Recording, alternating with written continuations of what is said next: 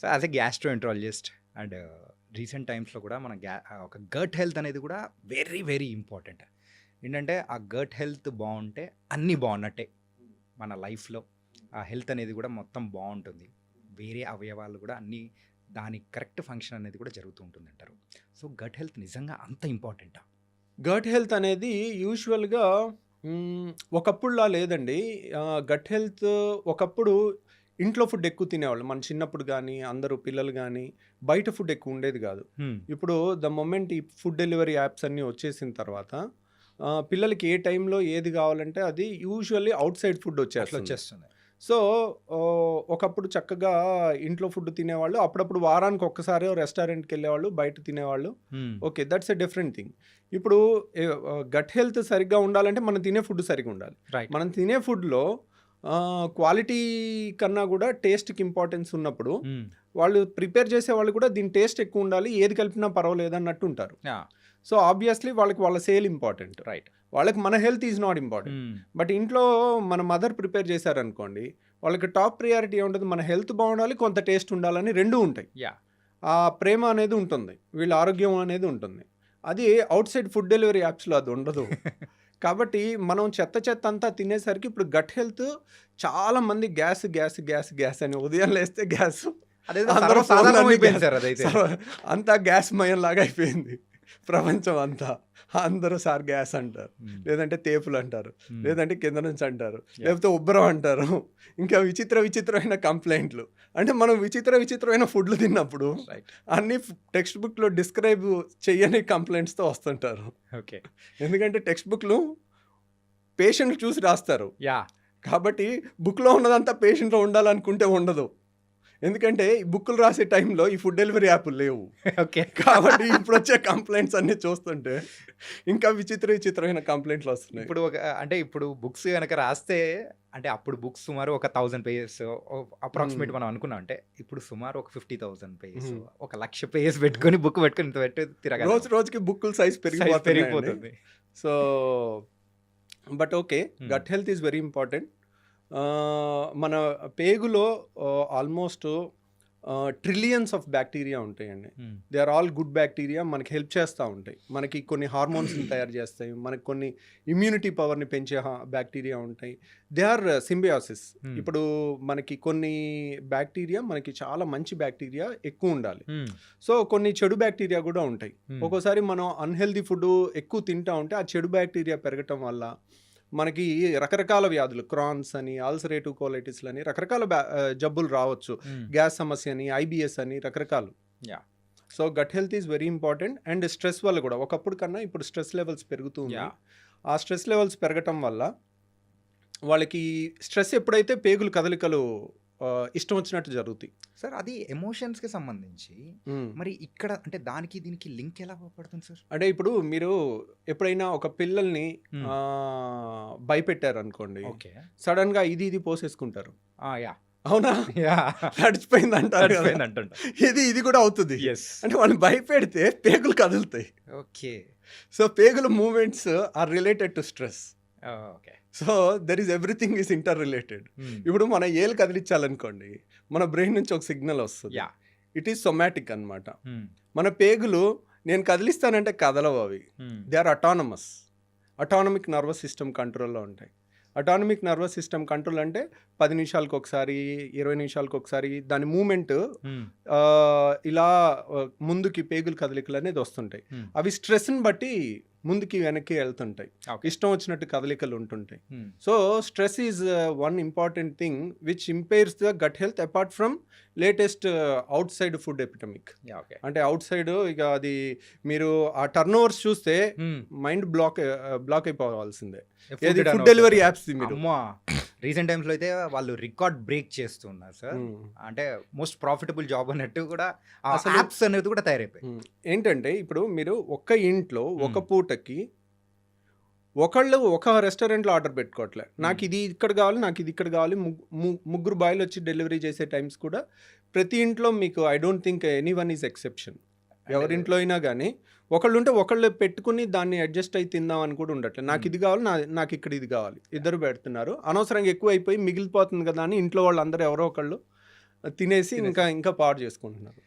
అంటే ఈరోజే సో యూజువల్గా నేను బ్యాచులర్, మా డాడ్ వచ్చారని చెప్పేసి ఉన్నాను. సో బ్యాచులర్స్ ఉన్నప్పుడు కుక్ చేసుకోవడం అనేది కూడా కొంచెం కష్టం, వర్క్ చేసుకుంటా అలా అని బయట నుంచి ఫుడ్ అనేది కూడా తీసుకురావడానికి మా డాడ్ వెళ్ళారు. వెళ్తే నియర్లీ 4 to 5 ప్లేసెస్ దగ్గరికి వెళ్తే యూజువల్గా అంటే ఎక్కువ పీపుల్ వచ్చి పర్చేస్ చేస్తూ ఫుడ్ ఎక్కడికి వెళ్ళినా కానీ అంతే ఉన్నారు. అంటే ఇంట్లో వండుకోవడం అనేది మానేశారా కంప్లీట్గా. ఈవెన్ ఫ్యామిలీస్ అయినా కానీ అందరూ వచ్చి బయట తినడము.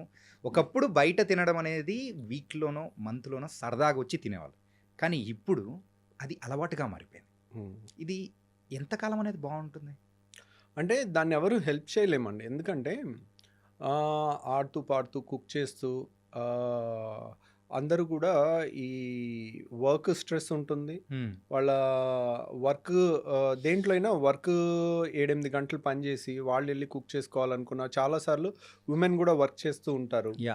ఒకప్పుడులాగా లేదు. ఇప్పుడు వైఫ్ హస్బెండ్ ఇద్దరు జాబ్ చేస్తున్నారు అనుకోండి, పిల్లలకి కుక్ చేసి పెట్టాలంటే అంత ఈజీ జాబ్ కాదు. ఓకే. సో ఉమెన్ చాలా నలిగిపోతూ ఉంటారు. అటు జాబ్ చూసుకోలేక, ఇటు ఇంట్లో ఫ్యామిలీని మేనేజ్ చేయలేక, ప్లస్ ఇవన్నీ మంచిగా వండి పెట్టినా టేస్ట్ కొద్దిగా తగ్గిందని వీళ్ళు మళ్ళీ బయట ఆర్డర్ పెట్టుకుంటారు. ఎటు తిప్పినా కానీ మళ్ళీ బయట నుంచి ఒక ఫుడ్ రావాల్సిందే.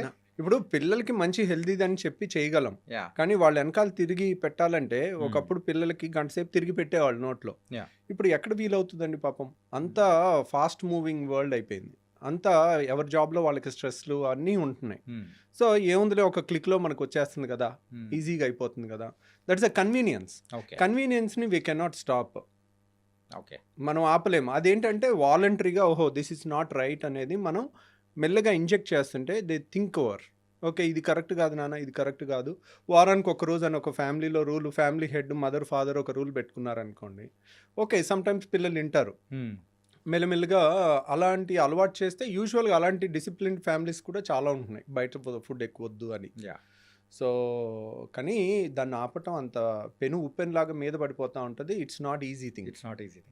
సార్ రీసెంట్ టైమ్స్లో కూడా కొన్ని బయట వింటున్నది ఏంటంటే హాస్టల్స్లో పెట్టి కొన్ని ఫుడ్స్ కొంచెం హైజీనిక్గా లేకపోవడంతో సో వాళ్ళు ఏంటంటే ఆ కడుపు నొప్పి, ఆ గ్యాస్ అనేది కూడా ఎక్కువ ఉండడం, ఇంతవరకు ఆ తేపులు ఒకటేమైనా రావడం అండ్ ఇలా బోలెడన్ని ఇష్యూస్తో కూడా వచ్చేసి ఒక ట్యాబ్లెట్ అనేది వేసేసుకుంటారు. అప్పటికేమో కొంచెం సర్దుమణిగిపోతుంటుంది అండ్ కొన్ని శాషెట్స్ వస్తాయి వాటర్లో వేసేసుకొని తాగడం. సో ఇది రెగ్యులర్గా చేస్తూ ఉన్నారనుకోండి, ఎక్కువ డ్యామేజెస్ అయ్యే అవకాశాలు ఉంటాయంటారా? అంటే ఇప్పుడు చూడండి, ఒకప్పుడు కూడా మన పెద్దవాళ్ళు అనేవాళ్ళు వేరే వాళ్ళు బాగుపడుతున్నారంటే అసూయ పడేవాళ్ళు, ఈర్ష్య వాళ్ళకి వీడి కడుపు మంట వస్తుందని అంటారు. అర్థమైంది? అవును, కడుపు మంట, నీకేంటి కడుపు మంట అంటారు. అంటే వేరే వాళ్ళ మీద నెగిటివ్ ఫీలింగ్ లో కూడా మన బాడీలో యాసిడ్ ఎక్కువ ప్రొడ్యూస్ అవుద్ది. సో యాసిడ్ ఎక్కువ ప్రొడ్యూస్ అయితే ఏమవుతుంది, అల్సర్స్ ఫామ్ అవటం, ఎసిడిటీ ఫామ్ అవటం, తేపులు ఎక్కువ రావటం, ఇవన్నీ కూడా ఉంటాయి. సో అలాగే ఇప్పుడు అన్హెల్దీ ఫుడ్ ఉంటుంది, స్ట్రెస్ ఉంటుంది, స్ట్రెస్లో కూడా యాసిడ్స్ ఎక్కువ ప్రొడ్యూస్ అవుతాయి. సో కంటెంట్ అట్లీస్ట్ మంచి కంటెంట్ తిన్నాం అనుకోండి, మన ట్రెడిషనల్ మీల్ ఎలా ఉంటుంది, ఒక కూర అన్నం, రైట్, ఒక పప్పు అన్నం, ఒక పెరుగన్నం, రైట్, అన్నీ చక్కగా ఫినిష్ చేసుకుని లాస్ట్కి పెరుగన్నంతో ఫినిష్ చేస్తాం. పెరుగులో ఏముంటాయి, లాక్టోబాసిల్లస్ ఉంటుంది. లాక్టోబాసిల్లస్ అంటే అది నైట్ అంతా తోడుపెట్టిన పెరుగు ఉంటుంది కదా, దాంట్లో కొన్ని గుడ్ బ్యాక్టీరియా ఉంటాయి. ఓకే, ఆ లాక్టోబాసిల్లస్ అనేది చాలా మంచిది గట్ హెల్త్కి. మన మంచి బ్యాక్టీరియాని బాడీలో పెంపొందిస్తుంది. ఇలాంటివి మన ట్రెడిషనల్ ఫుడ్ కొంచెం టేస్ట్ తగ్గినా దానికి అడ్జస్ట్ అయ్యి ఉంటే కనుక యూజువల్గా మన గట్ హెల్త్ ఇంప్రూవ్ అవుతుందండి. ఒకప్పుడు మా చుట్టాల్లో ప్రొఫెసర్ వెంకటేశ్వరరావు గారు అని ఉన్నారు. He was a very famous scientist అనమాట. ఓకే, ఆయన చెప్తా ఉంటారు, ఆయన హీఈస్ ఇంటూ 75 అలా ఉంటుంది. ఆయన చెప్తా ఉంటారు, మా చిన్నప్పుడు మేము సద్దన్నం తినేవాళ్ళం, అసలు ఎంత టేస్టీగా ఉండేదో రవి అని ఆయన డిస్క్రైబ్ చేస్తుంటే అయ్యో ఐ మిస్సింగ్ సంథింగ్ అని అనిపిస్తూ ఉంటుంది. ఇప్పటికైనా కానీ ఉదయం వెళ్ళి ఈ టిఫిన్లు ఇడ్లీలు ఏమీ లేవు, ఉదయం వెళ్ళగానే మాకు ఇంత సద్దన్నం పెడతావా అని అనేవాళ్ళం. వాళ్ళు ఆ చేసే ప్రాసెస్ని అంతా అదొక ఫ్యాసినేటింగ్గా చెప్తారు. That is also fermented food. Yes, night పెట్టేసి అండ్ మార్నింగ్ తినడం. ఎప్పుడైతే ఫెర్మెంట్ చేస్తామో ఇప్పుడు చూడండి దోశ Hmm. పిండి ఉంటుంది. యా మీరు ఈ రోజు రుబ్బి ఈ రోజు దోశ ఏంటి టేస్ట్ ఉండదు. అవును. దాన్ని 1 or 2 days మినిమం పులిస్తేనే దాని టేస్ట్ ఉంటుంది. ఎస్. సో దానికి టేస్ట్ వచ్చింది అంటే దాని అర్థం ఏంటి? Good thing for our health అనే దానికి కొంచెం టేస్ట్ కూడా ఒక్కోసారి పెరగచ్చు అంటే దానికి. యా. సో అదే కంటెంట్ ఏం లేదు, ఒకరోజు ఆగితే ఆ ఫెర్మెంటేషన్లో గుడ్ బ్యాక్టీరియా వచ్చి మన హెల్త్కి ఇంప్రూవ్ చేసే అవకాశం ఉంటుంది. Okay okay. సో అలాంటివన్నీ మన పాత ట్రెడిషన్స్ అన్నీ కూడా అందరం మర్చిపోతా ఉన్నాము. సో ఈ సద్దన్నం లాంటిది ఫెర్మెంటెడ్ థింగ్ కానీ ఇవన్నీ కూడా మనం మళ్ళీ ఆ అథెంటిక్ మా ముసలోళ్ళందరినీ పట్టుకుని తీసుకొచ్చి ఏది అథెంటిక్ అనేది అది ఇప్పుడు నేను అడిగితే నేను ఎప్పుడు నా చిన్నప్పుడే నేను తినలేదు దాన్ని నేను ఎలా చెప్పగలను? యా. మా ముందు జనరేషన్ వాళ్ళు చెప్తుంటే వింటా ఉన్నాం.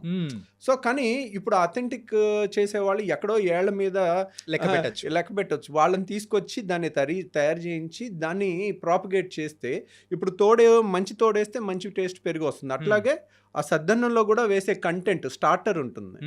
స్టార్టర్ని రోజు ఆ గంజిలోంచి తయారు చేస్తారు. అది ఓకే. గంజిని వార్చి గంజిని పులవబెట్టి దాంట్లో వచ్చే బ్యాక్టీరియా ఉంటుంది. పెరుగులో ఉండే బ్యాక్టీరియా వేరు, దాంట్లో ఉండే బ్యాక్టీరియా వేరు. సో ఆ స్టార్టర్ నుంచి తయారు చేయటం అనేది ఇప్పుడున్న వాళ్ళలో ఎంతమంది చెప్తారు ఇది సద్దన్నం అని, కానీ ఆ అథెంటిసిటీ అనేది రియల్గా మళ్ళీ మనం రీడిస్కవర్ చేసుకోవాల్సిన టైం వచ్చింది మన గట్ హెల్త్కి. ఆ టేస్ట్ని కూడా మిస్ అవ్వకుండా వాళ్ళు ఇప్పటికీ ఆయన చెప్తూ ఉంటే ఆయన ఫేస్లో ఆ ఎక్సైట్మెంట్, మా చిన్నప్పుడు ఇలా తినేవాళ్ళం, సద్దన్నం పెడితే ఎంత ఆనందంగా తినేవాళ్ళం అని చెప్తా ఉండేవాళ్ళు. సింపుల్గా మన ఇమాజినేషన్లోకి వెళ్తున్నాం, ఆ తింటున్న ఫీలింగ్ ఆ ఫీలింగ్ అనేది వచ్చేస్తూ ఉంటుంది. ఓకే సార్, ఈ ఫుడ్స్ విషయానికి వచ్చాం కాబట్టి ఫుడ్స్ విషయంలో మెయిన్గా మన హైదరాబాద్ డిసీస్ అనే కాదు, ఇప్పుడు ప్రజెంట్ ఉన్న ట్రెడిషన్ ప్రకారం అయితే అందరూ కూడా biryani is very common thing. బిర్యానీలో లాట్ ఆఫ్ మసాలాస్ అన్నీ ఉంటాయి. దాంతోపాటు కాంబినేషన్గా ఒక బ్లాక్ కూల్ డ్రింక్ అనేది కూడా యూస్ అంటే తాగుతూ ఉండే అవకాశాలు అనేది కూడా ఎక్కువ ఉంటుంది. ఈ రెండింటి కాంబినేషన్ సో మన గట్ హెల్త్కి ఏమైనా ప్రాబ్లం తెస్తుందా? సో బిర్యానీస్ వల్ల మన ప్రాబ్లం తెస్తుందా అంటే యూజువల్గా వన్స్ ఇన్ ఎ వీక్ తిన్నాం అనుకోండి, ఓకే, ఇట్స్ ఓకే. బట్ బిర్యానీని కూడా ఇంట్లో మంచిగా చేసుకుని కూడా చాలా బాగా కుక్ చేసుకుని కూడా తినొచ్చు. ప్లస్ కూల్ డ్రింక్ అనేది కూడా once in a week is okay. So కానీ cool drink can destroy somebody's life. కొంతమంది పిల్లలు ఏంటంటే ఫ్రిడ్జ్లో 2 లీటర్ కూల్ డ్రింక్ బాటిల్ తెచ్చి పెట్టుకుని మంచినీళ్ళు తాగినట్టు తాగుతున్నారు. వాళ్ళు అసలు that is very destructive thing అనమాట. Cool drinks are not good, more dangerous than alcohol నేను చెప్తాను. కూల్ డ్రింక్స్ ఎక్కువ తాగటం. ఓకే.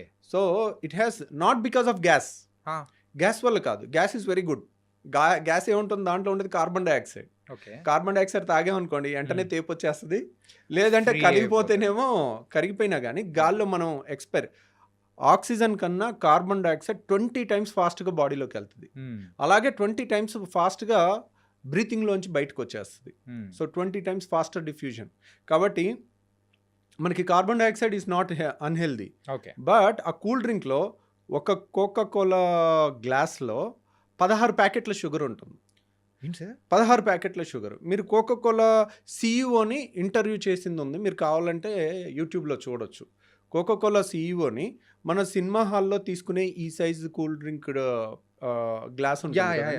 ఈ గ్లాస్లో ఎన్ని ప్యాకెట్ షుగర్ ఉంటుంది అని అంటే 16 ప్యాకెట్ల షుగర్. 5-star హోటల్లో మనం టీ కలుపుకునేటప్పుడు ఇస్తారు చూడండి, అలాంటి 16 ప్యాకెట్లు మినిమం షుగర్ ఉంటుంది. సార్ ఒక చెంచా మనము షుగర్ వేసుకుంటేనే కాఫీలో అరే ఎక్కువ అయిపోయిందని చెప్పేసి అని అనుకుంటుంటాము. కాకపోతే ఇంత టూ మచ్ ఆఫ్ షుగర్ అనేది కూడా మనం కన్జ్యూమ్ చేస్తున్నామంటే ఆ టేస్ట్ అనేది ఆ గ్యాస్, ఆ కూలింగ్ అండ్ ఈ షుగర్ 3 కలిసేసరికి వస్తుంది. ఓకే. సో యాక్చువల్గా మీరు గ్యాస్ లేదనుకోండి, అసలు గ్యాస్ అంతా జస్ట్ షేక్ చేసి గ్యాస్ అంతా తీసేసి ఒట్టి కూల్ డ్రింక్ తాగండి, ఎవరు తాగలేడు. కూలింగ్ లేకుండా వేడిగా తాగలేరు. సో షుగర్ లేకుండా కొద్దో గొప్ప తాగొచ్చు. సో మోస్ట్ డేంజరస్ మనకు చిన్నప్పుడు గోలీ సోడాలు ఉండేవి. అవును. సో దాంట్లో కూడా కార్బన్ డైఆక్సైడ్ ఉండేది. దాంట్లో ఎక్కువ షుగర్ ఏమి ఉండదు. నిమ్మకాయ సోడా, నిమ్మకాయ వేసి కొంచెం ఉప్పు అన్న వేసుకోవచ్చు, కొంచెం మనం షుగర్ అన్న ఒక చెంచాను వేసుకుని తాగేస్తే ఇట్స్ నాట్ దట్ డేంజరస్. కానీ ఇప్పుడున్న వాటిలో ఆ కాన్సన్ట్రేషన్ పెంచి కాంపిటీషన్లో మా దాంట్లో ఎక్కువ ఎఫెక్ట్ అంటే మా దాంట్లో కిక్ ఎక్కువ, దీంట్లో కిక్ ఎక్కువ, దాంట్లో ఏం కలుపుతాం ఇమ్మెటీరియల్, మన సేల్ ఎంత అయింది అనేది ముఖ్యం. రైట్. అది రిజల్ట్స్ అనేదే వాళ్ళకు సేల్ వాళ్ళకి రిజల్ట్స్. కావాల్సిందేంటి ఇప్పుడు ఒక కంపెనీ ఒక